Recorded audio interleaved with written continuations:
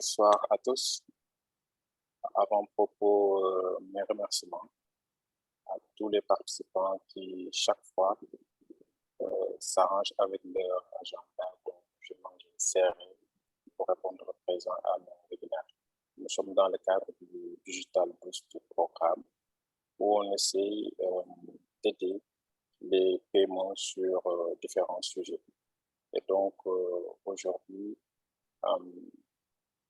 Arsène Djekem, responsable catégorie achat divers chez Diageo, nous a fait l'honneur de sa présence pour animer un atelier dont le thème porte sur la gestion des risques dans les achats. Et là, il s'agira de déterminer quelles sont les origines et quels sont les impacts. Arsène, bienvenue. Bonsoir tout le monde, merci pour la brève introduction. Je vais aller directement dans le plan. Mais avant d'arriver, je vais essayer de rappeler vraiment le cadre dans lequel on va travailler ou on va échanger aujourd'hui. C'est vrai, on parlait des risques achats, mais nous allons nous focaliser sur les origines, le pilotage et comment est-ce qu'un département ou encore un responsable achat peut vous aider à réduire l'impact de ces risques sur l'entreprise. En guise de plan, juste pour nous assurer d'avoir un canevas logique, nous allons essayer de faire un bref parcours sur la notion générale du risque achat, du risque en général. Et nous allons profiter de cette introduction pour essayer de remettre à niveau les connaissances basiques des participants. Et par la suite, nous allons élaborer plus sur l'origine du risque. Dans ce sens, nous allons essayer de regarder le processus simple qui permet d'identifier et catégoriser le risque afin de mieux le mitiger. Parce que c'est une chose de connaître le risque, et c'est également une autre chose de connaître comment le risque impacte l'entreprise. C'est ce qu'on parle de la catégorisation. En troisième plan, nous allons essayer de regarder comment de voir les moyens ou encore les techniques de pilotage de ces risques. Et il se veut à ce niveau-ci, l'entreprise se doit de prendre des risques vraiment très au sérieux. Donc, les risques préalablement identifiés, ils doivent tout faire pour les avoir dans un canevas qui leur permet d'avoir la même mise sur ces risques de bout en bout. Okay? Et maintenant, à la fin, nous allons bien entendu essayer de voir les différents types de risques et comment le département achat peut aider l'entreprise dans la gestion de ces risques. Et par la suite, vous allez connaître un peu de moi. Je vais me présenter à la fin de ce parcours. Donc, notamment si vous avez les questions, suivez le canevas de demandes. Vous pouvez poser les questions au fur et à mesure qu'on avance, pas de souci. Et on va essayer de mieux vous expliquer ce dont on est en train de discuter. Donc, en guise d'introduction, n'est-ce pas, je pense que l'important pour nous de se mettre dans un contexte entreprise afin de définir le risque. Parce que vous savez que chaque mot prend un sens dans un contexte particulier. Donc, nous allons nous mettre dans un contexte d'entreprise et nous dire exactement qu'un risque est un événement ou une condition possible dont la concrétisation aurait un impact négatif sur nos objectifs. Et quand on parle de l'objectif dans ce sens, on regarde l'objectif de l'entreprise globale, on ne regarde pas l'objectif individuel.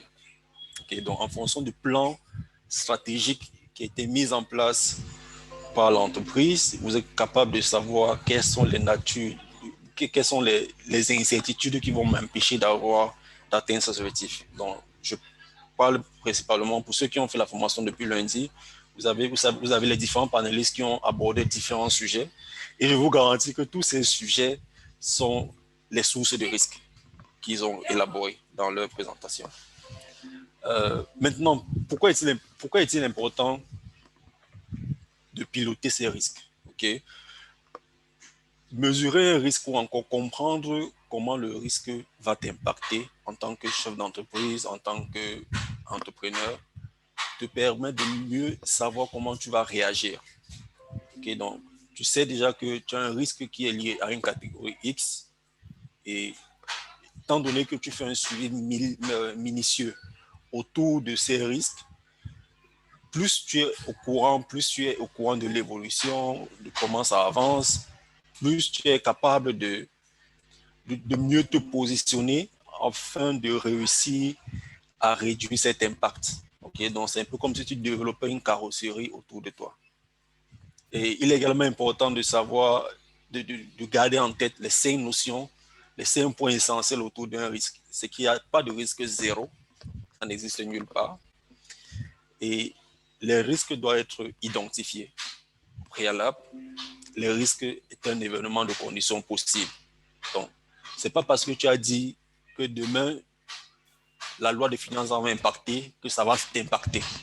Mais c'est une possibilité qu'elle t'impacte. Elle peut sortir en ta faveur, elle peut sortir en ta défaveur.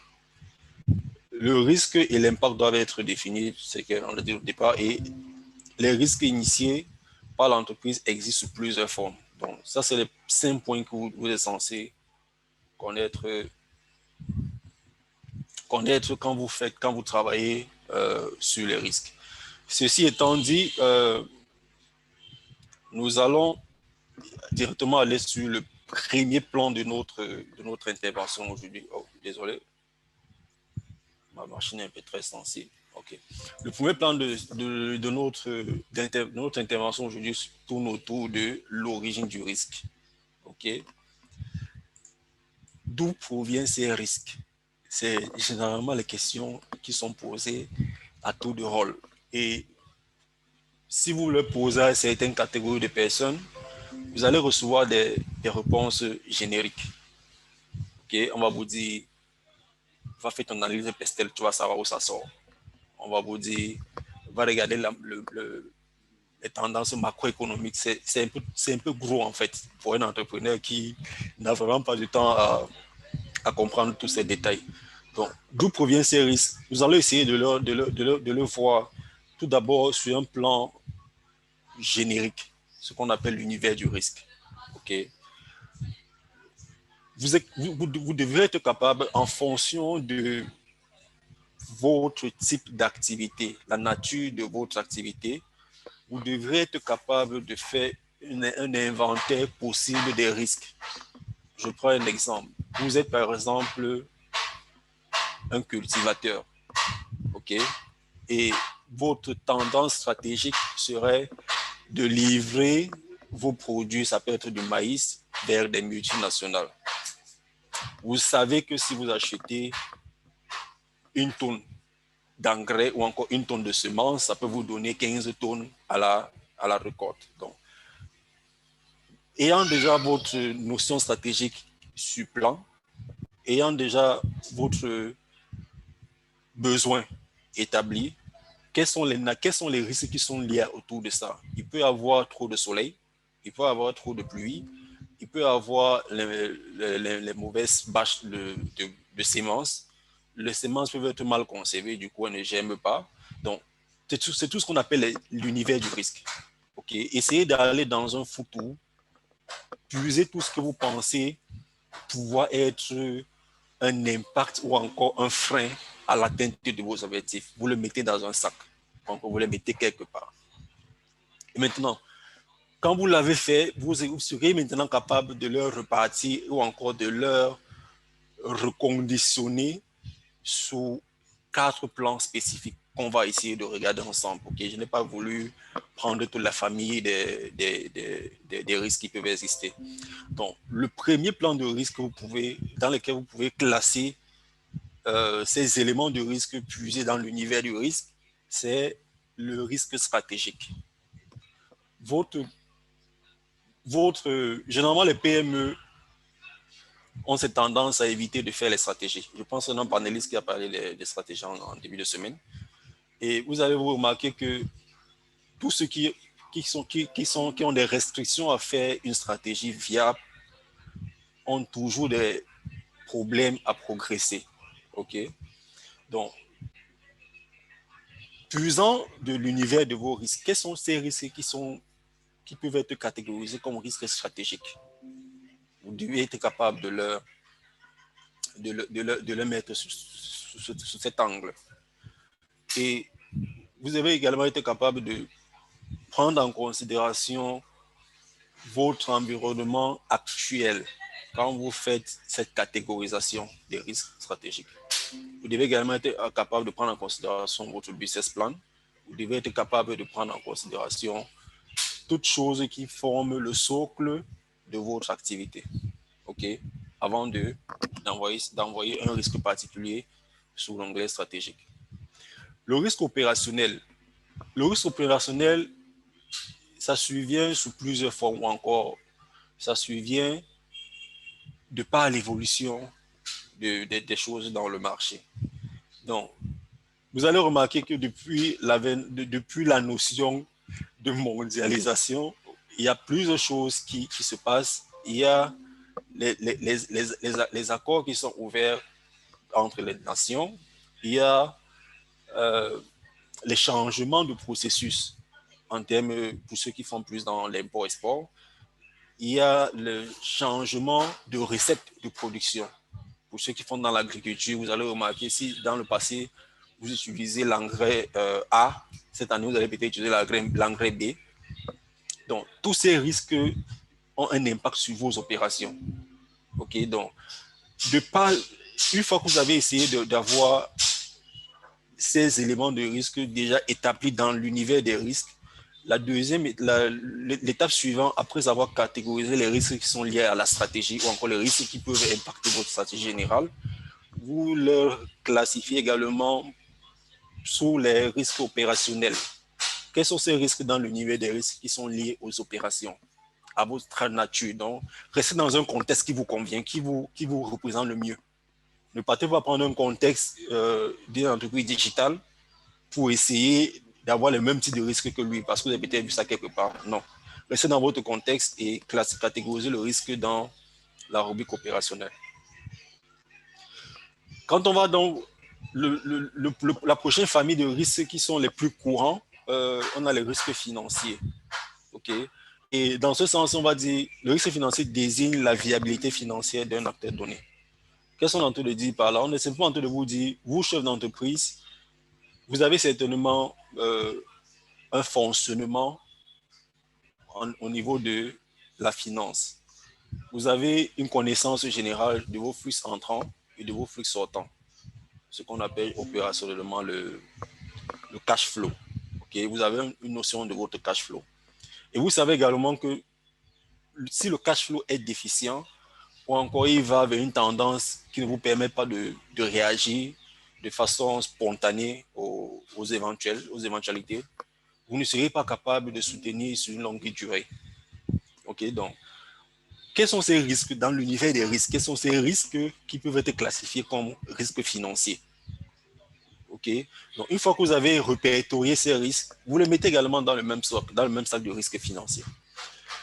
La dernière catégorie, qui est la catégorie la moins utilisée au sein de plusieurs PME, je ne sais pas pourquoi, mais généralement en Afrique, on a cette tendance à croire que le risque de conformité n'est pas un risque. OK, parce qu'on se dit qu'on pourra facilement essayer de négocier ou encore essayer de vivre avec, comme on dit souvent en Afrique. Donc, prenez également en considération le fait que dans l'univers des risques que vous avez établis au départ, quels sont ces risques qui peuvent être liés à la conformité? La conformité, dans ce sens, peut être le manque d'une donnée dans le fichier d'un acteur. Okay, donc, si je prends par exemple un secteur bancaire, vous allez voir pour ceux qui ont un compte bancaire actif, vous allez remarquer que quand vous avez voulu créer ce compte, on vous a fait passer par tellement de procédures. Vous avez eu l'impression que vous étiez en face d'un inspecteur de police qui veut comprendre votre vie. Tellement de procédures. Pourquoi ils font ça? C'est même parce qu'ils sont en train d'anticiper sur un risque de conformité. Okay. Il faudrait qu'ils s'assurent qu'à la fin, l'argent qu'ils payent à André Kensap ou encore André Janvier entre exactement dans le compte de André Janvier et les documentations qui sont liées à ça appartiennent à André Janvier. OK, donc il y a ce risque de conformité qu'il faut également prendre en considération quand vous faites l'analyse des risques. Et je pense que, regardant tout ça dans chaque secteur d'activité, c'est les familles de risques qui interviennent. Peu importe la taille de vos entreprises, vous allez avoir les risques stratégiques, les risques opérationnels, les risques financiers et les risques de conformité. Maintenant, nous avons essayé de rester dans le cadre de discussion avec les chefs d'entreprise, les PME, dans un cadre générique. OK? Ça aurait été dans notre cadre plus spécifique sur le digital, vous allez avoir, vous devriez avoir d'autres familles de risques spécifiques au digital. Parce que plus, en fonction de votre secteur d'activité, vous avez un risque qui est rattaché à ce secteur d'activité, qui peut ne pas être générique.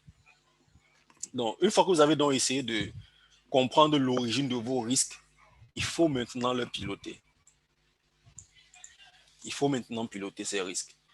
Et piloter ces risques, ce n'est pas pour dire, oui, j'ai fait ma famille des risques et je les ai mis dans un tableau. Bon, je connais où ça se trouve, je connais comment ça va venir. Bon, je suis assez tranquille. Bon, c'est fini. Non. Piloter dans ce sens, on définit le mot piloter ici dans le sens de la sustainability, excusez-moi du thème, c'est facile pour moi de sortir en anglais. Dans le cadre de la sustainability, de la persévérance et de la durabilité. OK? Donc, vous avez identifié les risques en début d'exercice. Vous avez certainement, vous avez déjà une vue de comment est-ce que ça peut se réaliser ou en cause. Vous êtes capable de dire, voilà la liste des risques que je cours cette année. Une fois que vous les avez fait, il va falloir maintenant le piloter. Le piloter veut dire quoi? Ça veut simplement dire avoir un heure regardant dans une fréquence donnée sur tous ces risques élaborés. Vous pouvez définir de manière interne une fréquence de revue des risques. Ça veut dire, vous voyez les risques, on pourra dire mensuels, trimestriels, annuels. Et vous avez également être capable de pouvoir avoir un tableau de bord synoptique qui vous permet de savoir quel est le risque que tu cours à l'instant donné par rapport à la période de revue. Donc, de façon pratique, comment est-ce que vous allez leur, leur, leur, leur, leur envoyer? Vous devez mettre en place un comité de gestion de risque automatiquement. Le comité de gestion de risque, c'est simplement l'assemblage de plusieurs fonctions pour les entreprises PME qui ont une certaine structure. L'assemblage de plusieurs fonctions. Vous pouvez partir dans le département de la communication. Vous prenez un représentant. Vous pouvez partir dans le département de la finance. Donc, partez dans tous les départements, les sous-départements, les démembrements de votre entreprise. Prenez un représentant. L'ensemble de ces représentants va faire ce qu'on appelle un comité. OK, donc vous avez déjà un comité de risque. Le format de comité peut dépendre de la nature de l'entreprise ou encore de l'état actuel du pays. Actuellement, nous sommes dans un contexte de corona, chacun est chez lui. Donc, on ne va pas forcément dire que vous allez venir automatiquement autour d'une table. Vous pouvez passer par le virtuel. Donc, mettez déjà en place un comité. Le comité doit certainement être composé. Dans un comité, vous devez définir un coordinateur, un communicateur, un secrétaire, un juriste et un responsable de sécurité. OK? Vous allez remarquer que toutes ces fonctions représentent le socle vital d'une entreprise. Et ce comité doit être parrainé ou encore sponsorisé par le responsable, la plus haute hiérarchie de l'entreprise. Dans certaines entreprises, c'est le directeur des opérations. Dans d'autres, c'est le directeur de... Donc, la plus haute hiérarchie de l'entreprise doit être le propriétaire de ce comité. Vous avez déjà un comité en place. Maintenant, il faut passer à l'étape d'éclater les risques. Au préalable, quand on regardait l'origine de ces risques, on a parlé de mettre en assemblage les types de risques en fonction de leur nature. Donc, une fois que vous avez donc mis votre comité, vous repartez dans ces différentes natures, de familles de risques. Vous essayez d'éclater ces risques. Éclater ces risques veut simplement dire quoi à cette étape-ci? Ça veut simplement dire envoyer les risques à chaque département concerné. Vous avez peut-être identifié un risque financier. OK? Envoyez le risque à la finance. Vous avez identifié un risque juridique. Envoyez le risque au département juridique. Repartissez ces risques et envoyez chacun dans son département respectif. Une fois c'est éclaté, chaque département à son niveau doit se charger de faire une catégorisation de ces risques. La catégorisation à ce niveau ne veut pas dire de rentrer, reclasser dans la finance, l'opérationnalité, non. C'est plus ça la catégorisation. À ce niveau, la catégorisation demande de leur mettre sur deux pans.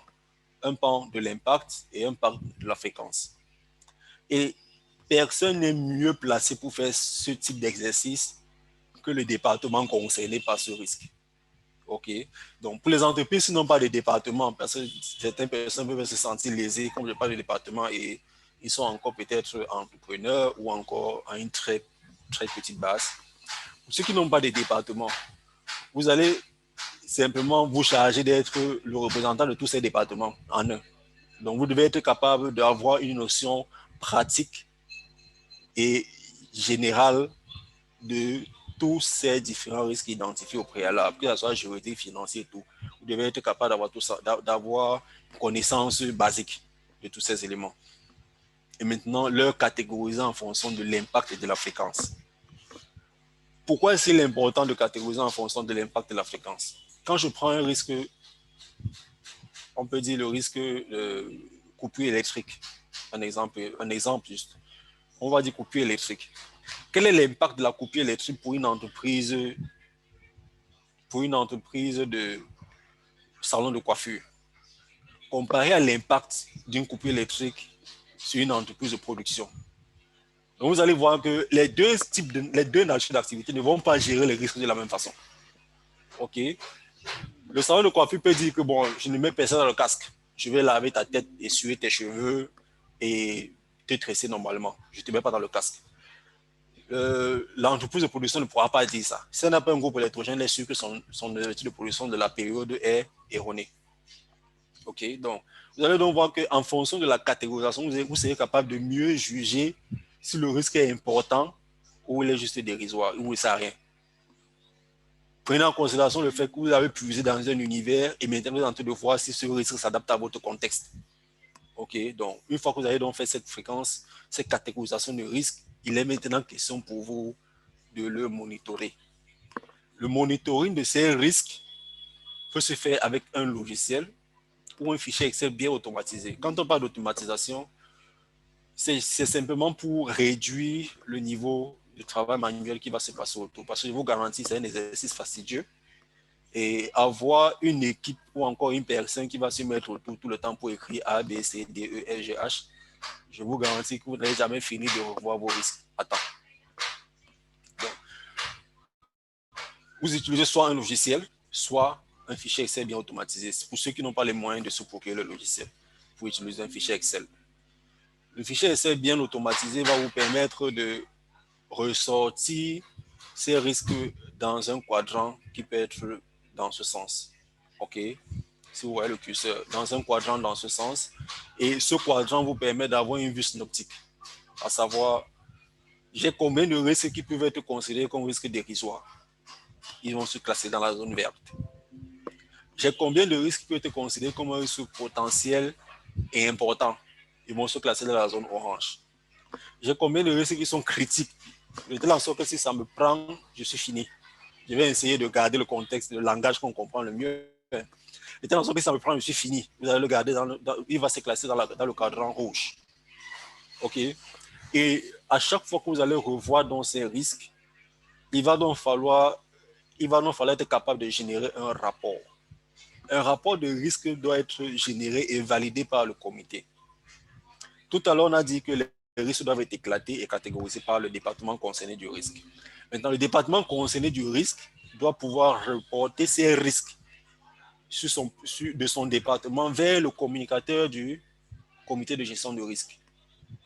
Le rôle du communicateur de gestion de risque, c'est de rassembler tous ces différents risques, de les revoir et de s'assurer que le comité est mis en place pour revoir ces risques de façon générale. OK? Donc, à la fin, donc, le rapport donc, que chaque département va faire sera transmis au comité par le biais du communicateur qui va se charger de revoir avec l'équipe. Il est également important de mettre sur pied ou encore de s'assurer d'avoir un minimum en termes de canevas ou encore en termes de pratique au sein de votre structure, surtout si vous êtes encore une très jeune entreprise en moins de 2 ans. Essayez de revoir vos procédures et de vous arrimer, ne serait-ce qu'à vos leaders, à ceux que vous voyez leaders ou encore ceux à qui vous aspirez. Essayez de comprendre comment ils fonctionnent et copier, n'ayez pas peur de copier, copier les bonnes pratiques et mettez-les dans vos entreprises. Ça va vous permettre d'avoir une logique de grandeur au fur et à mesure que vous progressez dans l'entreprise. Donc, le respect donc, de ce carnaval-là doit être la même chose. Le respect de cette procédure interne doit être utilisé avec la même rigueur pour gérer ou monitorer les risques. À la fin donc, de tous ces exercices de gestion de risque, vous devez être capable d'adapter vos processus achats.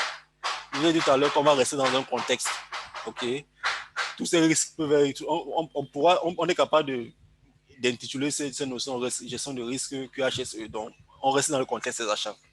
Et vous devez donc être capable de monitorer tous ces risques et adapter vos processus achats. Donc, de cet exercice, vous devez comprendre que ce n'est pas un travail d'un seul département, c'est un travail d'équipe. Parce qu'une question peut se poser, d'où viennent les achats dans tous ces risques? Comment est-ce que les achats peuvent se retrouver dans un risque aussi global, aussi diversifié? Ok, donc, tant que c'est un truc global, le risque financier peut être influencé par le département achat. Le risque de sécurité peut être influencé par le département achat, pour ceux qui ont le département. Le risque digital ou le risque, peu importe la nature du risque, le département achat ou encore le responsable achat a un moyen d'influencer ces risques au bénéfice de l'entreprise. Donc, adaptez donc vos processus achats pour qu'ils s'arrivent non seulement à l'atmosphère générale dans le pays dans lequel vous exercez, mais également qu'ils s'arriment au processus interne de l'entreprise. Donc, il doit être adapté, contextualisé.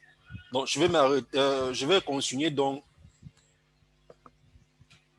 on va revenir sur ça dans un fichier Excel plus illustratif pour qu'on puisse avoir pratiquement les données. Comment est-ce que vous pensez que le département achat, encore la fonction achat, peut aider l'entreprise dans la gestion des risques? OK. 1 minute, s'il vous plaît.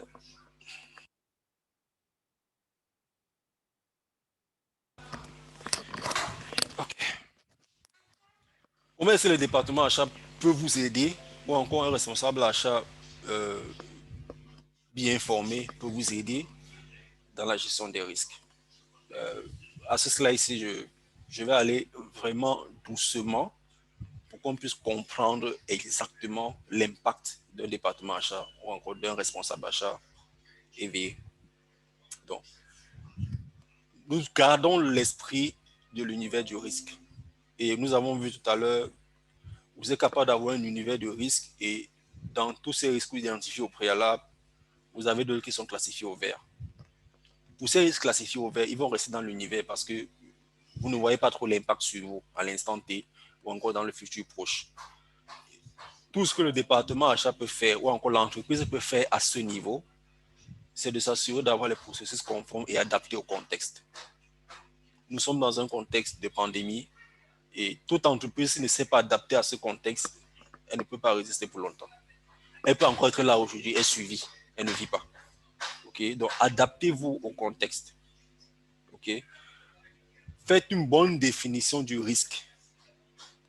Vous allez par exemple dire, mon risque à achat, c'est que j'achète les produits qui ne sont... Mon risque sécurité, c'est que je n'ai pas, j'achète les extincteurs qui ne respectent pas les normes CE.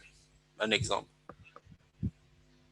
Ce risque déjà, rien que le fait de penser aux achats, vous allez dire au département achat, pardon, aide-moi un peu à regarder comment tu peux m'aider à gérer ce plan à partir de ton département, encore à partir de ta sphère de compétences. L'acheteur doit être capable de redéfinir ses risques. Et redéfinir ces risques, c'est principalement d'être capable de ressortir les éléments du risque. Et également, dans cette définition, on doit être capable de comprendre la conséquence Okay? Parce que si l'acheteur n'est pas capable de refaire ça, cet exercice, il ne pourra pas être capable de mettre en place un moyen de contrôle efficace au niveau de son département. Si lui, il a redéfini le risque, et l'élément du risque pour lui, c'est le retard, un exemple, et l'impact, c'est que l'entreprise se prend le feu et il n'y a pas l'élément, il va être capable de dire, je dois mettre en place un contrat avec un fournisseur permanent qui va me fournir uniquement ce matériel. Okay? Parce que lui, il a essayé de regarder, il voit que c'est tellement énorme qu'il ne peut pas essayer de jouer avec ce type de risque. Tout ça parce qu'il a réussi à déterminer le risque. Il doit également être capable de retranscrire ce risque dans le même quadrant de l'impact et de la fréquence sur un point de vue achat. OK? Il faut également comprendre que si un acheteur n'est pas assez ouvert d'esprit ou encore ne comprend pas la stratégie générale d'une entreprise, il ne pourra pas être efficace pour aider l'entreprise à gérer un risque qui n'émane pas de son département. Il ne pourra pas être efficace. Donc, assurez-vous d'avoir un département, encore un responsable d'achat qui comprend bien votre stratégie. Le risque stratégique. Comment est-ce qu'on gère ces risques stratégiques? Un risque stratégique peut se gérer par une maîtrise de coût total de possession. Okay. Le coût total de possession, dans ce sens, on est en train de regarder combien me coûte l'achat d'un véhicule, de la mise en place de mon équipe jusqu'à la réception du véhicule. Qu'est-ce que je dépense comme charge? L'intervenant du mercredi a essayé d'expliquer ce coût total de possession dans le domaine du digital en parlant de l'acquisition du client. Ça me coûte combien pour avoir un client dans mon portefeuille?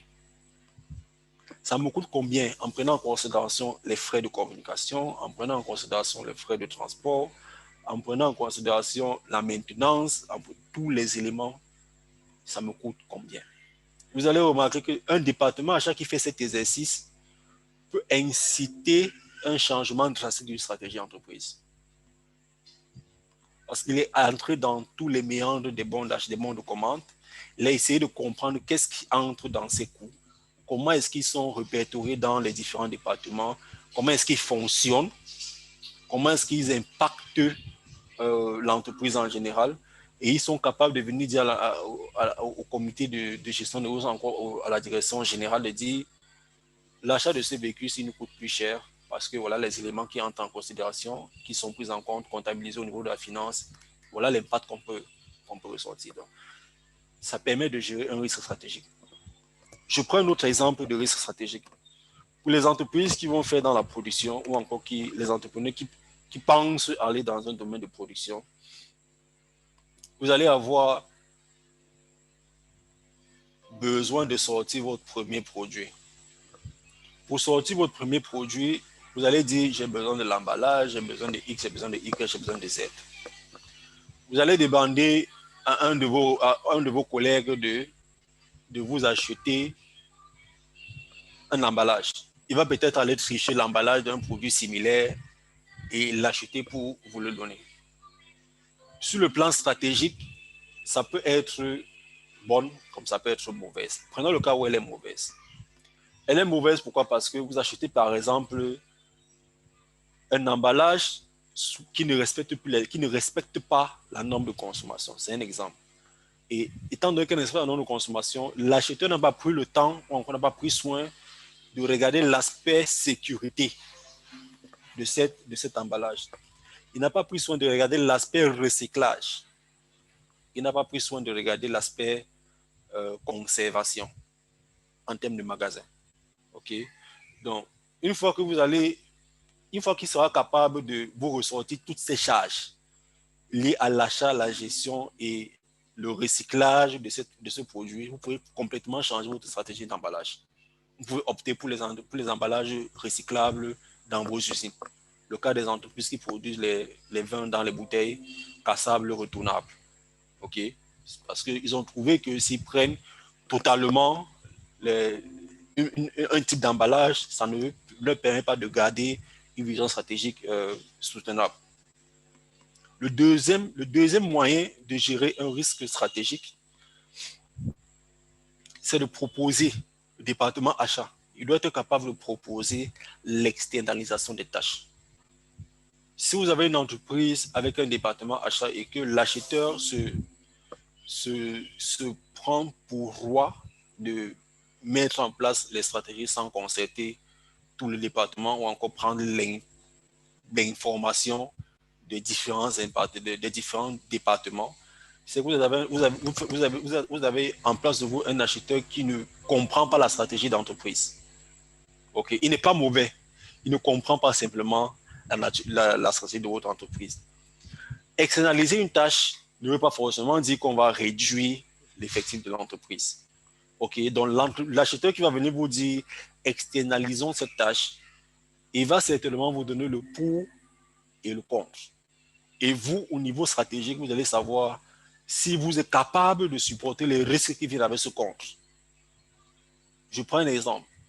Vous êtes une entreprise qui fait dans la production du cube. Dans la production du cube, vous avez besoin des palettes. Okay? Parce que dans votre processus de chaîne, si vous êtes bien automatisé, vous avez besoin des palettes qui vont passer sur les convoyeurs et vous avez besoin peut-être des chariots.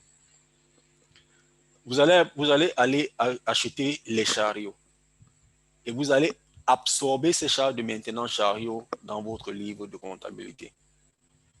Okay. Un acheteur qui est capable de percevoir le coût total de possession, il est capable de vous ressortir l'impact ou encore l'asphyxie que l'entreprise ressent uniquement avec la maintenance de ces chariots. Et dans ce sens, il va être capable de proposer l'externalisation de services maintenance, voire même l'externalisation de l'achat de ce chariot. Il pourra dire, dorénavant, je ne recommande pas à l'entreprise d'acheter un chariot. Je recommande à l'entreprise de le louer par le biais d'un leasing ou encore par le biais ou encore de partir voir une entreprise qui ne fait que dans la location de chariots et signer un contrat avec cette entreprise et le confier cette gestion au sein de mon entreprise. Ok, donc c'est ce qu'on appelle, ça fait partie de ce qu'on appelle l'externalisation des tâches non essentielles. Là maintenant, ne vous sert à rien, vous qui êtes producteur de cube. Ok.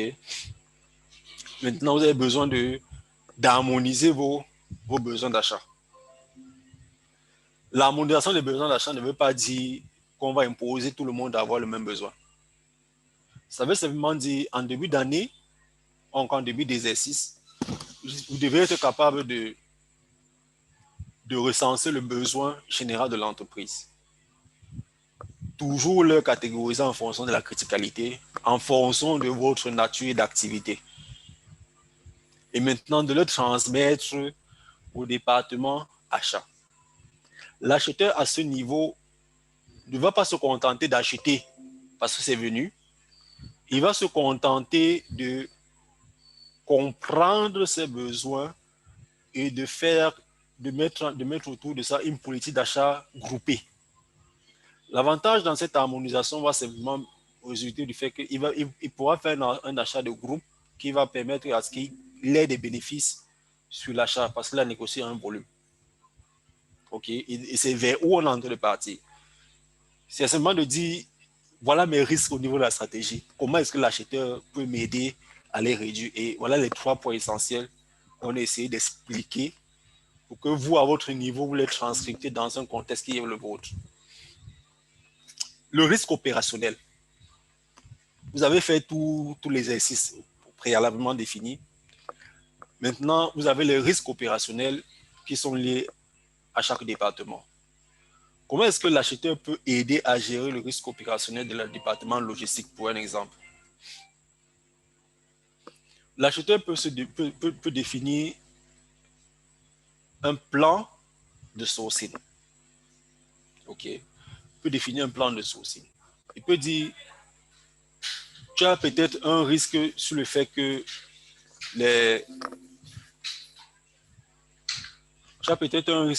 que tes véhicules ne sont pas maintenus dans les bons termes. Tu as peut-être un risque le fait que le fournisseur ne respecte pas le canevas prescrit au départ. Moi, en tant qu'acheteur, pour t'aider à gérer ce risque, je vais changer la façon de faire venir les fournisseurs dans l'entreprise. Donc, je mets en place je revois le plan de sourcing, ce qui va permettre à l'entreprise de ressentir l'impact de ce département achat sera l'exécution de ce plan. OK, préalablement validé. Quand le plan sera bien validé, l'entreprise va soit voir l'élimination complète des soucis passés et faire face à de nouveaux soucis et redéfinir une stratégie achat pour essayer de nettoyer ces nouveaux soucis. Il y a la formation. Pour gérer un risque opérationnel, vous n'avez pas certainement besoin d'investir. Souvent, c'est lié au fait que vous avez les gens dans le département ou encore dans l'entreprise qui n'ont pas une bonne compréhension. Il faut simplement les recycler. Et une fois que vous les avez recyclés, même sur les procédures qu'ils ont au chevet de leur lit, un employé peut avoir la procédure écrite, remise à main, mais il ne comprend pas cette procédure. OK, donc, juste le fait de recycler l'employé, ça vous permet de réduire un risque opérationnel très énorme. OK, donc, l'acheteur va pouvoir vous proposer, l'acheteur va, dans la gestion des risques, l'acheteur va vous dire non, ne dépensons pas, n'essayons pas d'acheter un nouveau matériel, non, laissons recycler seulement les employés en place. Je prends l'exemple des maintenances. Vous allez voir une entreprise qui a les chaînes qui doivent être maintenues à une fréquence donnée.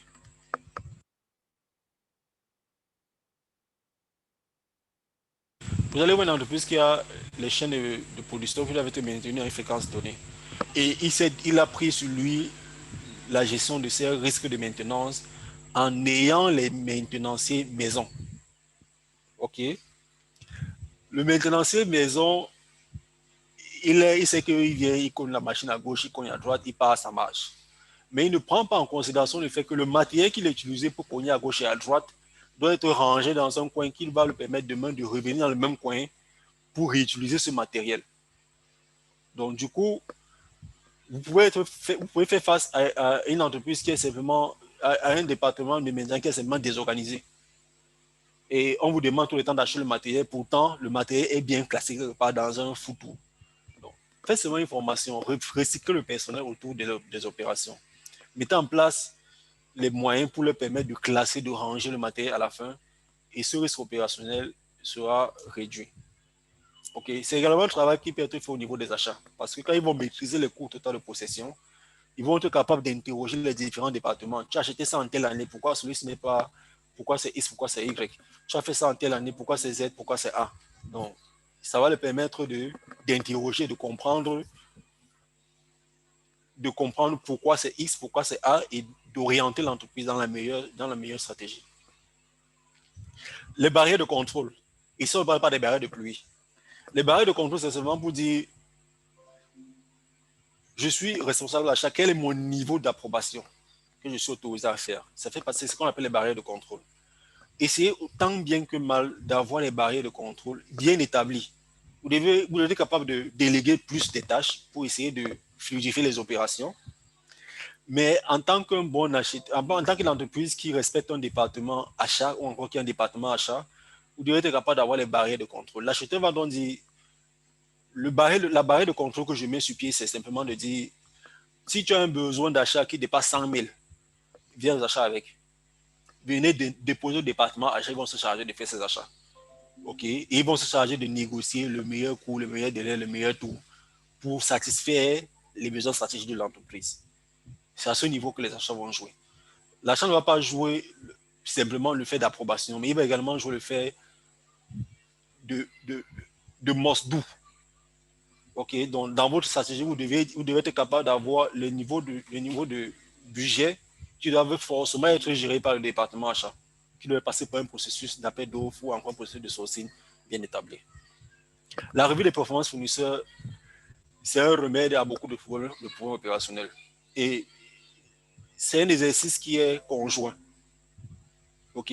Le département achat, c'est le département qui est généralement en charge de définir ces fréquences parce que vous allez remarquer, vous pourriez être une entreprise de.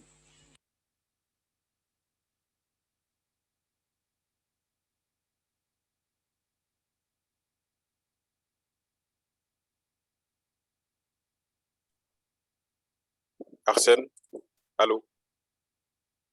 Arsène, on ne t'entend plus. Voilà, c'est bon maintenant. On dirait que... OK. D'accord, c'est bon. Donc, je disais, vous allez peut-être, vous pouvez être une entreprise agricole et vous avez les fournisseurs qui vous permettent, qui vous facilitent l'obtention des agrégats ou encore des intrants de production. Mais tous ces fournisseurs n'ont pas la même importance à vos yeux. OK. Le département qui est capable de vous ressortir la dépense avec ses fournisseurs, hormis le département des finances, c'est un département achat. Pourquoi? Parce que dans certaines entreprises, ils vont mélanger la pro aux achats. C'est les thèmes similaires, mais qui nécessitent vraiment une bonne philosophie autour. Donc, ils vont mélanger la pro aux achats. Et s'ils mélangent l'approvisionnement aux achats, il faut simplement ressortir les bons de commande qui ont été faits à ce fournisseur pour savoir la dépense qu'on a faite au fournisseur sur une période donnée.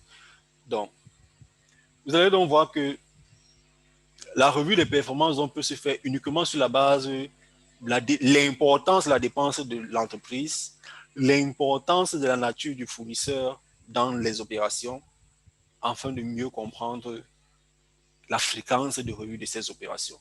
Et c'est très important pour un département achat en collaboration avec les autres départements de définir les indicateurs de performance qui parle seul, si je peux utiliser le terme parler seul. Parler seul veut dire quoi? Ça veut simplement dire, en lisant l'indicateur de performance, on est capable de comprendre ce qui est attendu du fournisseur. Et cet indicateur de performance ne doit pas être caché. Il doit être donné à tous vos fournisseurs. Tous vos fournisseurs doivent savoir que vous les évaluez sur la base de X, Y, Z. Et en fonction maintenant de la fréquence de revue, vous seriez capable de comprendre leurs problèmes opérationnels, comment leurs problèmes impactent votre opération et ensemble trouver un moyen un palliatif. Donc, lors de la revue des risques opérationnels, assurez-vous d'avoir quelqu'un qui s'y connaît mieux dans la stratégie entreprise et qui s'y connaît également dans le domaine des achats pour vous aider à, à mettre en place tous ces plans qui peuvent aider à réduire les risques opérationnels. Le dernier plan, la dernière potentialité à utiliser, c'est de faire les bons choix des incoterms. En préparant cet exercice, je me suis dit, vous êtes en face des entreprises qui vont certainement avoir besoin d'acheter certaines choses hors du pays. Et si vous allez faire un achat sans comprendre les incoterms, je vous garantis que vous avez fait fausse route pour un achat à l'international. Et les incoterms, il faut également savoir que c'est à l'inversion. OK, donc vous devez être capable de garder le contexte actuel des incoterms, de comprendre l'obligation du fournisseur envers vous. Où débute sa responsabilité, où finit sa responsabilité. C'est un risque achat, c'est un risque purement opérationnel. Vous allez acheter un produit bien, mais l'incoterm va vous dire fort. Vous allez rester dans votre pays à attendre le produit en vain, ça ne va jamais arriver. Et le jour où vous allez ouvrir l'œil, on va vous dire que le produit est encore en mer. Le fournisseur n'a pas pris le temps de respecter votre procédure d'exportation vers votre pays. Donc, du coup, quand le produit va arriver, vous seriez certainement en train de payer les USA ou encore les détentions en fonction de la fluidité des opérations dans votre pays. Donc, comprendre les incoterms vous permet de réduire énormément les risques liés aux achats, purement aux achats, surtout aux achats en fait. Allez faire un achat FOB, allez faire un achat DDP, allez faire un achat CFR, vous n'êtes pas exposé au même type de risque.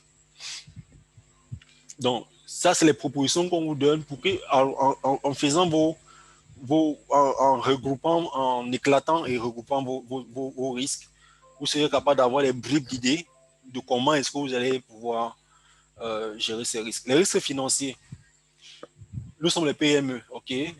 Généralement, on sait que c'est le cash qui parle le plus chez les PME. Et qui parle de cash parle de liquidité. Éviter le cash, c'est compliqué à respecter. Je recommande plus les PME pour la gestion de risques financiers. Je recommande d'avoir un processus achat qui ne parle pas de cash, qui n'accepte pas le cash dans les accords de partenariat, encore les accords contractuels, que l'acheteur ou encore le représentant d'entreprise chargé des achats doit faire avec les fournisseurs. Éviter le cash. OK? Faites les bonnes budgétisations. Tout à l'heure, quand on regardait l'univers, on a parlé de l'harmonisation. Donc, faites la bonne budgétisation de vos besoins et surtout définissez-vous les indicateurs de performance en tant qu'acheteur, en tant que département achat.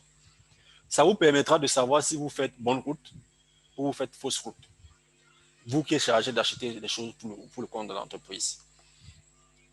Donc, éviter le cash élimine beaucoup de risques au niveau de la corruption, au niveau de plusieurs choses, le risque de conformité et tout.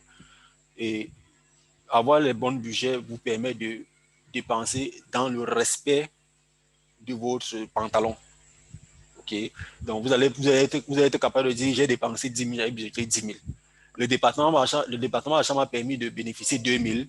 À la fin de l'année, je vois que j'ai plutôt dépensé 8 000 au lieu de 10 000 que j'ai prévu. Donc, les 2 000 là peuvent être réinvestis soit dans un autre département pour soutenir le département, soit investis de façon stratégique dans l'achat d'un nouveau matériel. Donc, c'est à quoi l'acheteur peut vous aider dans ces processus. Le reporting financier, comme on parlait tout à l'heure, doit être également fait partie de ways of working du département. L'acheteur doit être capable de vous fournir un rapport de l'état des dépenses de l'entreprise à un moment donné, en plus des éléments financiers.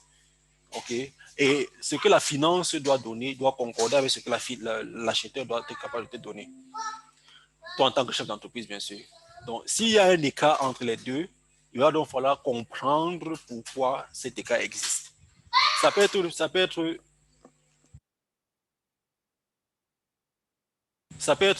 dû au fait que l'acheteur n'a pas pris en considération tous les bons de commande ou encore un bon de commande n'est pas sorti dans son rapport. OK? Donc, comprenez. Revoyez les deux rapports, rapprochez les deux et mitigez ensemble les risques. Éclater les coûts.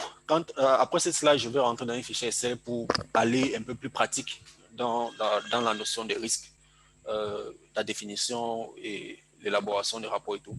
Donc, éclater les risques, éclater les coûts afin de mieux comprendre. Nous allons voir un exemple tout à l'heure. Vous allez voir les scénarios, je ne sais pas si on dit les scénarios, l'anglais et le français, c'est un peu mélangé dans mon cerveau. Bon. Vous allez voir les modèles. Okay, vous allez voir les modèles de coûts, les modèles d'achat. 3 fournisseurs vont vous donner les coûts différents et vous ne savez pas, vous allez peut-être aller acheter parce que vous allez vous dire non, j'ai un budget de 10 000, j'achète, sans comprendre ce qui est constitué dans ces coûts. Okay? Si vous n'êtes pas capable de comprendre ce qui est constitué dans le coût lors de l'achat, vous ne seriez pas capable d'aider l'entreprise en tant qu'acheteur dans la gestion de ces risques qui est lié à la finance. Le plus important, surtout dans une situation pandémique où nous sommes actuels, avec la COVID, c'est de négocier avec les fournisseurs pour augmentation des délais de paiement. L'acheteur et le commercial, c'est le plus ou moins en termes de position. Un est sur le plus, l'autre est sur le moins. L'acheteur va se charger de réduire les risques, de réduire les charges d'entreprise au maximum. Et pour le faire, il doit également être capable de pouvoir anticiper sur les risques liés au délai de paiement pour l'entreprise. Une entreprise qui n'a pas un cash flow stable, supporter un délai de paiement immédiat est très compliqué. Okay? Donc, du coup, l'entreprise va devoir négocier les délais de paiement avec les entreprises, avec les fournisseurs, afin de mieux s'armer avant de payer. Okay? D'autres entreprises vont prendre cet argent, aller tourner plus d'activités avant de générer le bénéfice qui va leur permettre de payer leur dette fournisseur. Donc, voilà les différents moyens que vous pouvez faire pour réduire un risque financier. Comment est-ce que vous pouvez faire pour réduire un risque de conformité en tant qu'acheteur? C'est simplement de dire, en collaboration avec la direction générale, mettez en place un processus de filtrage de vos fournisseurs. Vous êtes sans ignorer qu'un fournisseur également, c'est une entité morale ou physique et elle est également liée à des fournisseurs. OK? Donc, c'est pas évident de trouver quelqu'un qui va vous dire qu'il n'a pas besoin d'un fournisseur pour travailler. C'est pas évident. Donc, chaque fournisseur est lié à un fournisseur. Et si vous venez donc prendre un fournisseur qui a les dettes élevées avec ses fournisseurs, vous avez fait fausse route. Et c'est le travail de l'acheteur à ce niveau de s'assurer qu'il prend un fournisseur qui est capable de supporter non seulement ces délais de paiement qu'il va essayer de négocier, mais également qui va être capable également de supporter le flux opérationnel pour lequel vous avez en face de vous. Donc, si vous avez un fournisseur qui doit être capable d'acheter avant que vous remboursez, vous devez être également capable d'avoir un fournisseur qui a un cash flow important. Donc, ça passe par une analyse de son compte. OK? La conformité également passe par la compréhension de son cash flow. D'où viennent ses fonds et où partent ses fonds. Pour éviter d'être dans une situation où vous êtes avec une entreprise qui fait du blanchiment d'argent et vous vous trouvez dans un pays qui n'accepte pas ça. Et du coup, vous voyez frappé par l'État sous les doigts. Donc, vous devez également être capable de faire les audits spontanés chez vos fournisseurs. C'est les choses que l'acheteur doit être capable de dire aux fournisseurs. De dire, voici l'origine stratégique de notre entreprise, voilà comment nous on veut fonctionner avec vous. Et sachez que d'un moment à l'autre, on peut venir vers vous pour un audit spontané. Le fournisseur doit être capable d'accepter ces clauses avant de travailler avec vous. Okay? Pourquoi vous faites un audit spontané? Seulement pour vous rassurer que le risque opérationnel lié à la sécurité, par exemple, le fournisseur qui est censé stocker ta marchandise avant de venir te donner, toi qui fais dans le secteur de l'agroalimentaire, tu sais également que tu as les normes de stockage que tu dois respecter. Si ce fournisseur ne respecte pas ces normes de stockage, ton produit n'est plus viable pour le marché. Donc l'acheteur doit être capable de faire les visites spontanées vers ses fournisseurs, s'assurer que son besoin stratégique est maîtrisé au niveau du fournisseur également. OK? Donc, il peut également, en collaboration avec les autres départements, élaborer les normes de qualité de processus interne qui sera partagé avec le fournisseur. La formation est très importante en ce qui concerne le risque de conformité. Je prends un exemple pour les entreprises qui ont euh, les politiques liées au code éthique. Vous avez par exemple au sein de votre département un nouveau. Il peut faire partie du département achat. Il n'a pas bien compris la notion de ce code éthique. Par exemple, le code éthique peut dire ne prends pas de l'argent en contrepartie à un fournisseur pour donner le marché. C'est un exemple de code éthique. Lui vient dans une logique de je dois me rassasier avant que si on me chasse, on m'a chassé. Il vient dans cette logique et il se met à inciter les fournisseurs à payer pour qu'ils leur donnent les bons de commande pour livrer. OK? Donc, ça, c'est un risque qui est lié à la conformité d'entreprise parce qu'il ne respecte pas votre code éthique. Et du coup, le personnel qui exerce ce type de pratique met l'entreprise face à un risque de conformité. Et si c'est une entreprise qui avait pour ambition, dans un an, d'accéder à la bourse, vous êtes sûr que vous allez rater votre accès à la bourse parce que les accès à la bourse sont très pointueux sur ces respects de conformité. Et bien entendu, à la fin, vous allez faire un reporting financier. Donc, je vais m'arrêter là. Je vais prendre certaines questions, le temps pour moi de switcher vers le fichier Excel qui va nous permettre de comprendre un peu plus pratique. S'il y a des questions, vous pouvez poser maintenant, ça ne dérange pas.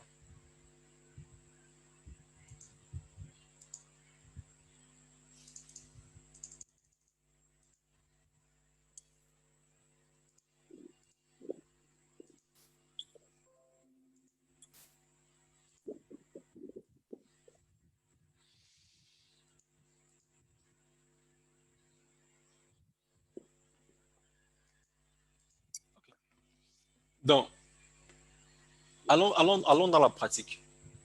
Dans la pratique, vous avez rapport sur l'empreinte, vous avez un tableau de bord. OK? Donc, je vous ai parlé tout à l'heure, soit vous utilisez un logiciel, soit vous utilisez un fichier Excel bien automatisé. pour le besoin de cet exercice, je n'ai pas automatisé le fichier Excel. OK? Il ne faudrait pas que quand il partage le fichier Excel, ça devienne un acquis pour vous. Allez l'automatiser en fonction de vos besoins d'entreprise. Donc, vous avez un tableau de bord. Ce tableau de bord provient de la fiche de suivi de rapport. OK? Comment ça se passe dans la pratique? Votre niveau à chaque votre niveau des risques que vous avez fait. C'est bon, c'est fini. Maintenant, vous venez dans un tableau de bord, vous venez dans vos fiches de suivi et vous insérez, vous venez dans votre tableau de bord, autant pour moi, vous insérez vous définissez le risque. Premier risque, le risque qu'on a pris comme exemple, c'est l'augmentation du coût de production de l'entreprise résultant d'une augmentation des prix due à un événement imprévu. Marcel, OK. Oui. Est-ce que je peux te couper? Il y a une question qui est arrivée. OK. Il demande quels sont les risques spécifiques au paiement et comment les mitiger.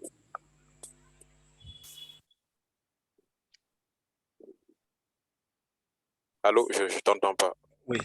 Les risques spécifiques au paiement. Au paiement. Au PME. Oui, et comment les mitiger? Il faut dans quel secteur d'activité? Alors, bon, il n'a pas précisé dans le cadre général, peut-être. Parce que les familles de risques que j'ai présentées, c'est les familles de risques génériques. OK, donc s'il a besoin d'avoir un risque spécifique, il va falloir qu'il définisse son secteur d'activité pour qu'on puisse l'aider à identifier. Sinon, dans la présentation, on a parlé des familles de risques de façon générique, opérationnelle, financière et tout ce qui va avec. Et on a également donné les possibilités de leur mitiger, de leur gestion. Donc, s'il peut revenir avec plus de détails sur son activité, qu'est-ce qu'il fait, on pourra également l'aider dans les propositions de solutions. D'accord. Il nous entend, il va rebondir. Merci. D'accord. Donc, maintenant, vous avez un tableau de bord. Vous êtes censé définir votre risque. Et maintenant, dans la définition de risque, tout à l'heure, j'ai parlé de la nature et de l'impact. OK. Ici, on a vu l'impact à atteindre l'objectif, je vais dire objectif stratégique. OK. Donc, quels sont les éléments de ce risque? On a premier élément, c'est l'augmentation des prix. OK. Le deuxième élément, c'est les troubles politiques. OK. Et le troisième élément, c'est problème de paiement. Donc, dans tous vos risques que vous allez faire, dans toutes vos définitions de risque, on doit être capable de ressortir ces éléments. Ça varie. Ce n'est pas statique. Ce n'est pas forcément que vous allez avoir les mêmes types. OK. Donc, en fonction de la nature de ce que vous avez identifié, on doit être capable de ressortir les éléments de risque et l'impact sur l'entreprise en général. Et une fois que vous avez donc défini ces risques, vous avez maintenant la possibilité de vous entendre en tant que comité sur la criticalité et sur la criticalité en termes de probabilité d'occurrence et en termes d'impact. OK? Donc, une fois que c'est fait, il va être automatiquement ploté dans ce graphe à gauche quand vous avez automatisé le fichier. Maintenant, à la fin de l'exercice, il est question pour vous de prendre ces risques définis et de le coller dans un tableau de suivi. Le tableau de suivi, c'est avec ce tableau que vous allez être capable chaque période de revoir les risques. Et c'est ce résumé que vous allez envoyer au communicateur du comité de gestion de risque. Okay, c'est ce communicateur qui va nous utiliser ce rapport détaillé pour le permettre de revoir au niveau de la hiérarchie. Donc, ce rapport va prendre en considération, le rapport, c'est intitulé le rapport sur l'empreinte de risque particulier, parce qu'ici, on est en train de regarder un risque. Okay, donc, chaque risque doit avoir un rapport. Ne mélangez pas les risques dans un rapport, ça devient touffu et compliqué à comprendre. Et chaque risque doit avoir un propriétaire du risque. N'ayez pas peur de donner ça sur le DG. Okay, si vous êtes une entreprise un peu structurée, n'ayez pas peur de dire que c'est le directeur général qui va gérer le risque. Mettez ça sur lui. Okay? Parce que de par le niveau d'approbation qu'il a, il est capable de diligenter les opérations à ce risque. Okay? Donc, pour attribuer le risque à une personne, la catégorie du risque, probablement va être en fonction de la catégorie du risque. Okay? Bon, la catégorie du risque, on va arriver. La catégorie doit s'afficher et la valeur résiduelle du risque également, l'évaluation du risque. OK? Donc, quel est le risque antérieur? Quelle est je veux dire, la classification antérieure du risque? Vous savez que pour faire un plan, il faut savoir d'où on vient et d'où on est en train de vouloir partir. Quelle est la classification antérieure du risque? Est-ce que le risque a été classifié avant comme un risque critique et que maintenant, et que à la prochaine revue, il n'est plus critique? OK? Donc, il va falloir donner la classification passée et la classification actuelle. Ça permet de donner l'évolution et la probabilité. OK? Ça, c'est les événements actuels. Maintenant, vous allez également donner un rationnel ou encore l'explication autour du risque. Plus bas, vous devez être capable de sortir, d'évaluer ces risques spécifiques. Et à ce niveau-ci, évaluation cible. Évaluation cible, ici, ce qu'on a entendu dire, c'est de donner les moyens de mitiger. Ici, on a parlé d'un risque de troubles politiques, on a parlé des éléments de risque, troubles politiques, problème de paiement. Donc, prenons l'élément de risque qui est problème de paiement. Ici, au niveau de l'évaluation, vous devez être capable de sortir l'évaluation cible. Comment est-ce que vous pensez être, quelle est la vision de ce risque à long terme ou encore à court terme, la probabilité à long terme et l'impact. Donc, c'est simplement la transcription future de cette partie. OK? Et les facteurs de risque émergents, c'est ce qu'on appelle les éléments de risque. Vous avez là les augmentations de cours, les troubles, donc vous notez ces éléments de risque à ce niveau.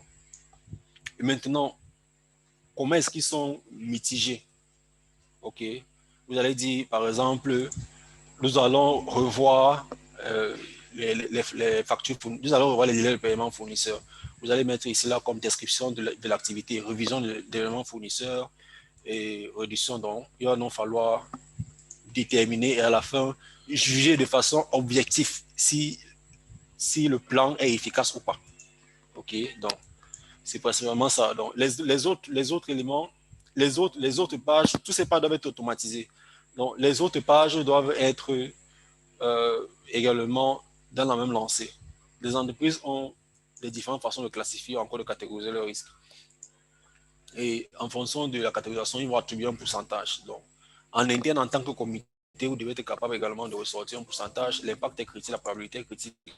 Le risque devient quoi? Est-ce que le risque devient critique ou encore le risque devient insignifiant? La catégorisation de risque. Ici, c'est ce qu'est tout à l'heure l'univers. OK, vous allez ressortir l'univers, niveau 1 dans la finance. Vous allez sortir tout ce qui va dans la finance. Ça peut être la taxe, ça peut être la loi des finances. Donc, essayez de regarder les différents secteurs de la finance. Pour un exemple, ça peut être la taxe. Et c'est quoi? C'est quoi cette taxe? C'est quoi? C'est la taxe sur quoi? Sur la production, sur l'emballage, sur la publicité, sur la promotion. Donc, ressortez ces éléments et vous faites une description de ces éléments. L'univers des risques, c'est ce qu'on a dit tout à l'heure, stratégique opérationnelle, financière, externe, conformité, réglementation. Et une fois tous ces tableaux automatisés, c'est très important d'avoir une même façon de penser quand on parle des risques. Ça permet un suivi bien ciblé. Okay? Donc, garder les mêmes termes dans toute l'entreprise, pourvu que chaque département prend le terme à laquelle il s'identifie le mieux. Donc, à la fin de cet exercice, vous avez un tableau de bord qui va être résumé là. Lors de vos revues, vous revoyez le tableau de bord. Ensuite, vous allez dans les fiches de suivi pour juger l'évolution des risques de cette partie. Constamment, vous le revoyez. Et il faut être objectif. N'essayez pas de dire blanc quand c'est noir. Quand c'est noir, il faut dire que c'est noir. Et ensemble, revoyez les éléments qui vont permettre de transformer ça en blanc. Donc, tout à l'heure également, j'ai parlé d'un exemple de coût total de possession. Donc, là, j'ai essayé de faire une simulation. La réflexion de peinture extérieure d'un mur de 15 mètres carrés d'auteur, 15 mètres d'auteur. Et là, vous avez 3 fournisseurs qui ont proposé. Okay? Au départ, ces éléments sont le récapitulatif de chaque proposition de fournisseur. Au départ, vous avez déjà, vous savez que vous savez le coût du marché. On suppose que le coût du marché, c'est ça. Okay? Pas besoin d'être réel. Il faudrait qu'on comprenne ce moment où on entre dans le. On suppose que le coût du marché, c'est ça. On suppose voilà les quantités que vous avez besoin et voilà les unités de mesure proposées par les fournisseurs de façon unanime. Vous avez un fournisseur A qui respecte votre coût de marché. Vous avez un fournisseur B qui vous donne 4 500 000. OK? Vous avez un fournisseur C qui vous donne 2 395 000. Donc, pour une entreprise qui se trouve dans une situation critique, elle va avoir la tendance de dire je m'en fous du prix. Si c'est plus fort, si c'est plus élevé que le prix du marché, faites-le. Le risque financier que j'ai derrière est plus élevé que ce que vous voulez négocier là. Donc, toi, aux achats là, achète seulement. Donc, l'acheteur qui compare achète seulement va dire OK, 4 500 000, il y a alors travailler. Sans comprendre que dans les 4 500 000, il paye les coûts à double. Il paye le coût du matériel de transport, il paye le coût de transport, il paye immobilisation et démobilisation, c'est la même chose que le transport. Okay? Parce que ce matériel doit être transporté vers le site, mais il n'a pas pris la peine de comprendre ce qui constitue les 4 500 000. Donc, du coup, il se met à acheter un truc sans comprendre les détails. Donc, vous avez remarqué donc, que l'acheteur qui va aller faire un achat à ce montant, c'est un acheteur qui a essayé de faire une négociation et éliminer les risques de doublons, les frais de gestion, les frais de matériel. C'est lui qui va être capable d'acheter à moins de coûts. Pas forcément parce qu'il a négocié, mais parce qu'il a pris le temps de comprendre les éléments qui constituent la facture définitive. C'est ce qu'on appelle éclater. C'est ce que j'expliquais tout à l'heure en disant il faut éclater les factures pour comprendre ce que vous achetez et vous assurer que quand vous faites un achat, vous n'achetez pas les choses inutiles. C'est un risque. C'est un risque financier sur l'entreprise. Acheter les choses qui n'ont pas de valeur ajoutée à l'entreprise, c'est un risque financier. Donc, celle-là, c'est bon pour le cas pratique. Et je vais retourner dans le PowerPoint. Il y a eu d'autres questions qui sont arrivées entre temps. Oui, donc le monsieur en question a contextualisé. Il prend l'exemple de la fabrication artisanale de produits alimentaires et cosmétiques. Si tu veux, je peux répéter la question. Non, il a demandé quels sont les risques qui sont liés, achats qui sont liés à ça, n'est-ce pas? Voilà. La question, c'était quels sont les risques spécifiques au paiement et comment les mitiger. Et là, il prend l'exemple de la fabrication artisanale de produits alimentaires et cosmétiques. OK. Vous faites dans la cosmétique. OK. Dans la cosmétique, le risque spécifique est un risque santé. Ça veut donc dire quoi? L'acheteur, je reste dans un contexte d'achat. L'acheteur qui va être chargé d'acheter vos matières premières, même si c'est vous-même qui l'achetez, vous devez être capable de comprendre les constituants de ces éléments. Si, par exemple, vous achetez un produit qui est fait avec les intrants génétiquement modifiés, il faut comprendre que ça a un impact sur la santé d'un point à un autre. Donc, comprenez, vous avez un risque sur la santé. Premier risque. Le risque sur la santé peut provenir de l'intrant, de la matière première. Ça peut provenir de l'emballage, le contenant, la boîte ou la bouteille que vous allez utiliser pour présenter vos produits. Si cette boîte n'est pas propice pour un secteur agroalimentaire ou encore un secteur de consommation directe avec contact sur la peau, le mélange de ce produit à la bouteille peut engendrer d'autres effets. OK. Donc, vous allez par exemple remarquer, dans le secteur des whisky, on déconseille de consommer les whisky dans le plastique. Pourquoi? Parce que le whisky chauffe en lui-même. Il est mis dans un plastique qui a tendance à se dégrader ou encore à changer de valeur quand il est en contact avec la chaleur. Donc, du coup, le liquide qui est dans le plastique n'a plus de goût. Ça n'a plus le goût initial du whisky. Donc, c'est un goût mélangé avec les produits dérivés de la chaleur qui a été engendré par le contact du whisky avec le plastique. C'est la même chose avec vos produits cosmétiques. Donc, assurez-vous que le premier risque que vous allez avoir, c'est le risque santé. Et le risque santé va engendrer le risque conformité si jamais elle survient. Raison pour laquelle il est important pour vous de comprendre ce risque et de commencer à le mitiger avant de passer en production. OK? Donc, le risque de conformité, si le risque santé est réel, ça veut donc dire que vous avez un risque de conformité totale. Et vous serez peut-être fermé par l'État, par votre État compétent. Parce qu'ils vont vous dire, vous n'avez pas respecté, on a consommé vos produits, on s'est trouvé à avoir la gale sur la peau. C'est un exemple, pas forcément le vôtre. On s'est trouvé en train d'avoir la gale sur la peau et le médecin dit que c'est un type de gale qu'on ne peut pas soigner. Donc, du coup, vous voyez là en train de payer un montant énorme pour réparer les procédures que vous avez posées aux consommateurs. Vous avez également un risque d'incendie. Si vous optez pour, pour une formalisation industrielle ou semi-industrielle, un risque d'incendie. Quels sont les points sensibles de votre site de production? OK, donc, quand vous allez regarder votre plan de production, quels sont les points sensibles? Est-ce que ces points sensibles sont contrôlés de telle sorte qu'on sait qui entre, on sait qui sort et pour faire quoi?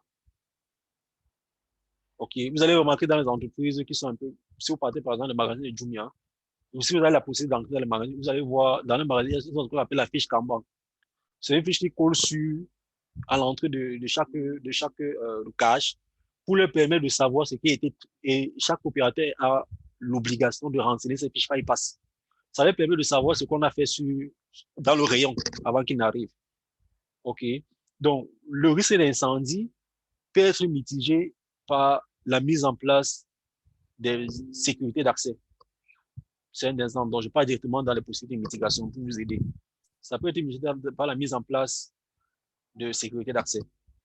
Cette sécurité d'accès peut être soit la mise en place d'un badge, si vous avez les moyens.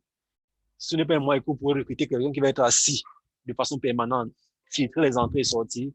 Ça peut être mitigé par la mise en place d'un agent qui aura un cahier ou un registre dans lequel il va renseigner tout ce qui entre, tout ce qui sort, les heures d'entrée, les jours et ce qu'ils sont allés faire. Ça peut être mitigé par les caméras de sécurité. OK, donc voilà les trois moyens pour lesquels vous pouvez mitiger les risques d'accès aux points sensibles. Les risques d'incendie à eux-mêmes peuvent être utilisés par la mise en place des extincteurs dans les points stratégiques. Et ces points stratégiques sont également considérés comme les points sensibles. Donc, la mise en place des extincteurs, la mise en place des processus de filtrage de ceux qui accèdent à ces zones doivent être faits en même temps. Parce que vous avez une entrée de pollution. Vous avez également les risques de contamination qui sont très élevés. Vous allez pouvoir avoir les bons produits c'est la cosmétique, oui. Vous pouvez avoir les produits, les intrants, les produits qui sont faits dans la norme, mais ils sont mal conservés. Donc, du coup, ce produit devient contaminé. Et vous qui allez l'utiliser sans faire un test laboratoire au préalable, vous n'êtes plus en train d'avoir le même produit comparé à ce que vous avez planifié à votre départ. OK, donc, voilà déjà trois familles de risques pour lesquelles vous trouvez spécifiquement pour votre secteur d'activité. Je ne sais pas si j'ai répondu à votre question en particulier. Oui, oui, Arsène, vous avez très bien répondu en relatant les risques liés à la santé, à la sécurité. N'est-ce pas? J'espère que j'ai bien reformulé. Oui. Merci. J'ai une question. Oui. Maintenant, parmi ces risques, parmi ces catégories de risques, est-ce qu'on pourrait les classer par degré de nuisance ou bien tout dépend du contexte? C'est le fichier Excel que je parlais tout à l'heure, c'est ce que j'appelle catégorisé par l'impact des fréquences. C'est exactement ces exercices. Bon, peut-être utiliser le mot degré de nuisance est le mot approprié pour permettre la compréhension facile. Mais quand on parle d'impact et de fréquence, on est en train de regarder le degré de nuisance. Et quand vous allez donc essayer de le répertorier en termes de fréquence et d'impact, la nuisance va donc le risque va donc se répertorier dans une zone de nuisance spécifique. Et tout à l'heure, j'ai dit ici, c'est une zone verte. Ça veut dire que c'est un risque pour vous, mais qui est mineur. Si c'est une zone orange, ça veut dire que c'est un risque pour vous qui est majeur. Et si c'est une zone rouge, ça veut dire que c'est un risque de nuisance. C'est dans une zone de nuisance énorme et critique pour vous. Donc, dans le cas de la cosmétique, le risque de santé, de contamination, c'est-à-dire le risque de santé, le risque d'incendie sont les risques rouges critiques pour l'entreprise. Donc, je ne sais pas si je réponds à votre question. Merci, c'est très clair. Merci, vous pouvez continuer la présentation. Donc, la présentation est terminée. Maintenant, vous allez également savoir qui parle avec vous depuis. Vous avez certainement compris mon nom, Arsène. Déjà, je suis Arsène Djekam, normalement, c'est mon nom, Arsène Djekam, professionnel achat. J'ai cumulé 6 années d'expérience et j'ai également les certifications achat qui sont liées à mon parcours professionnel. Donc, j'ai travaillé déjà dans le secteur du BTP, dans une PME, raison pour laquelle je suis également un peu conscient des réalités des PME. Et j'ai également travaillé dans le secteur brassicole au sein d'une multinationale, ce qui me permet de mieux comprendre la facilité ou encore l'importance d'avoir une stratégie en place. Les multinationales les reflètent très bien. Donc, dans mon parcours, dans mon parcours PME multinationale, j'ai fait la tête de plusieurs familles d'achat et j'ai également été au top des fonctions éthiques et du département achat. Donc, pour se cumuler, bon, j'ai cumulé certaines portions, bien sûr. J'ai cumulé également une expérience dans le domaine des pro sports, conception des sites web. Donc, je suis un peu diversifié parce que quand j'ai une passion pour quelque chose, je me lance et j'essaie de comprendre comment ça fonctionne. Donc, conception des sites web, expérience en dropshipping, je l'ai fait pendant 5 ans. Le temps ne m'a pas permis de me focaliser dessus. Bon, j'ai laissé tomber. Je suis également promoteur du site internet LACAM, qui est une entreprise légale basée au Cameroun qui fait dans l'hébergement des sites web, de tout ce qui est site web, donc tout ce qui est digital, tout produit digital, vous allez trouver, achat des certifications, achat des noms de domaine et tout ce qui est tourné sur le service digital. Je suis également très passionné de digital et je pratique un sport qu'appelle le Kung Fu de façon ad hoc et de façon permanente. Donc, ça dépend de mon humeur du jour. Mes contacts, vous avez mes contacts personnels et professionnels. Donc, tout va dépendre de comment me joindre. Malheureusement, je ne suis pas trop familier à WhatsApp. Ça m'a jamais blasé depuis sa sortie. Bon, j'apprécie tous ceux qui utilisent, mais vous n'allez pas me trouver sur WhatsApp. Vous voulez me contacter, vous allez me trouver sur LinkedIn. Vous allez me trouver par mail. C'est les 2 moyens de communication que j'utilise. Sur les autres réseaux sociaux, je ne suis pas. C'est les comptes que j'ai créés depuis quand j'avais créé depuis non. Je n'ai pas actualisé les noms. Si j'ai utilisé les noms des jeunes garçons, on te donne un nom, tu prends ça, tu vas créer ton compte avec. Avant, c'était un peu libéral. C'est pas comme maintenant qu'ils essaient de filtrer ceux qui créent les comptes. Donc, dans les autres réseaux, vous n'allez pas me trouver mon nom. Facebook, récemment, j'ai créé un compte Facebook avec mon nom. Donc, si vous participez, vous allez me trouver, mais je suis moins actif sur Facebook. Je suis plus actif sur LinkedIn et par téléphone, contact direct par téléphone ou par mail. Donc, là, c'est moi. Et également, j'ai essayé de donner certains liens utiles pour ceux qui sont là en ce qui concerne la définition des indicateurs de performance. Indicateurs de performance, généralement, c'est compliqué à les définir. Donc, en utilisant le site KPI Library, ça vous donne un univers général des indicateurs de performance. Et si vous vous rappelez bien, plus haut, on n'a fait pas du fait que les indicateurs de performance permettent, une bonne définition des indicateurs de performance permet de réduire beaucoup de risques opérationnels. Donc, n'essayez pas d'inventer la roue, ok? Donc, allez dans le site de KPI Library si vous voulez. Essayez de voir comment ils ont défini les indicateurs de performance, essayez de contextualiser, mettez-les dans un fichier ou encore dans un format que vous allez transmettre aux fournisseurs qui vont être le vôtre pour que ce fournisseur sache exactement comment est-ce que vous allez l'évaluer, ou encore comment est-ce que vous allez fonctionner avec lui au cours de l'année. Merci beaucoup pour votre attention. Arsène, c'est nous qui vous remercions. Vous avez un riche parcours et un profil polyvalent. Toute l'équipe CRILTech vous remercie de votre temps et de la considération. Merci. Je vous donne le mot de la fin. Pour la fin, je suis disponible à tout moment si vous avez besoin de mon intervention dans le domaine achat. Faites-moi D'accord. signe. Dans le domaine des sites web, uniquement vraiment si c'est les débutants, parce que si c'est les avancés, je n'ai pas de certification à l'intérieur pour leur démontrer mes muscles dans le domaine des sites web. Si c'est les débutants, je pourrais également tenir leur main dans le digital et tout ce qui est avec. Mais mon domaine dans lequel je peux fermer les yeux et venir à tout moment, c'est le domaine des achats. C'est le domaine des achats. Ouais. Nous notons avec intérêt. Merci. Merci Arsène, c'est un plaisir. OK. Merci, au revoir Merci. Au revoir. et bonne soirée. Merci.